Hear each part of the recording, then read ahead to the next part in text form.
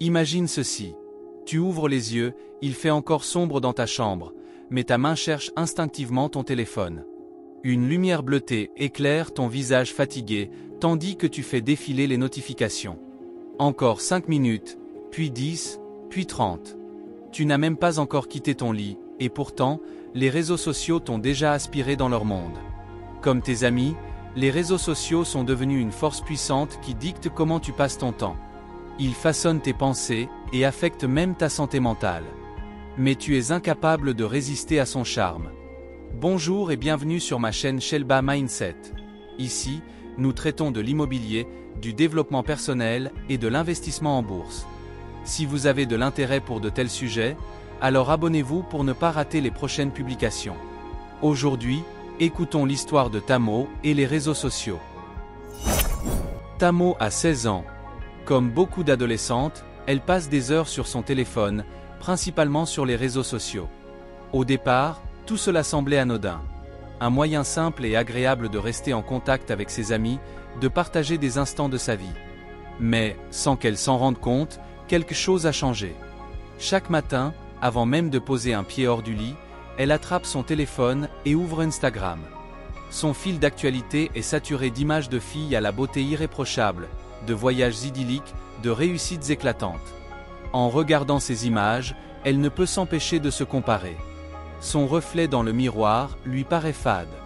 Son corps n'a pas ses courbes parfaites, sa vie semble bien ordinaire en comparaison à toutes ses existences sublimées. Au lycée, elle a du mal à se concentrer. Elle pense sans cesse à son dernier post. A-t-il eu assez de likes? Assez de commentaires? À la pause, au lieu d'échanger avec ses amis, elle scrolle encore et encore, cherchant une validation numérique qui ne vient jamais vraiment.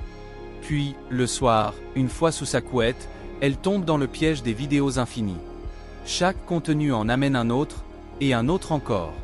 Impossible de s'arrêter. Résultat, elle s'endort tard, trop tard, chaque nuit, les yeux lourds et l'esprit saturé. Lors d'un repas en famille, sa mère lui parle, mais Tamo ne l'entend même pas. Son père lui pose une question, elle répond machinalement, sans lever les yeux. Son petit frère tente de capter son attention, mais elle est trop absorbée par son écran, le pouce glissant automatiquement sur l'écran lumineux. Son entourage soupire, visiblement fatigué de cette absence constante.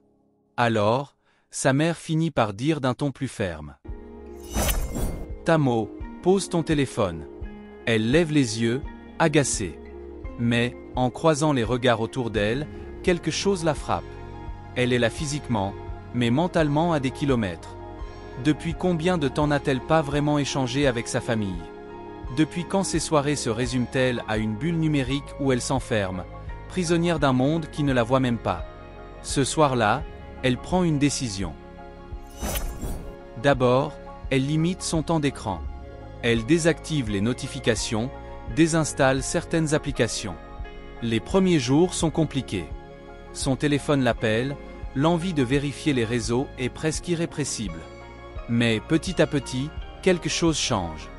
Elle redécouvre le plaisir des conversations réelles, des promenades sans distraction, du temps pour lire, dessiner, pour vivre, tout simplement. Et surtout, elle réalise une chose essentielle.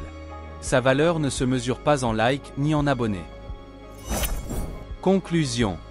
Dans la jungle de la vie, il y a deux types de personnes. Ceux qui sont contrôlés par la technologie et ceux qui reprennent le contrôle. À toi de choisir de quel côté tu veux être. Si tu te reconnais dans cette histoire, écris en commentaire « Je reprends le contrôle » et n'oublie pas de t'abonner si ce n'est pas encore fait. Merci pour ton soutien. Clique sur l'une des vidéos à l'écran pour continuer à développer ton esprit de gagnant. Je te retrouve dans la prochaine vidéo.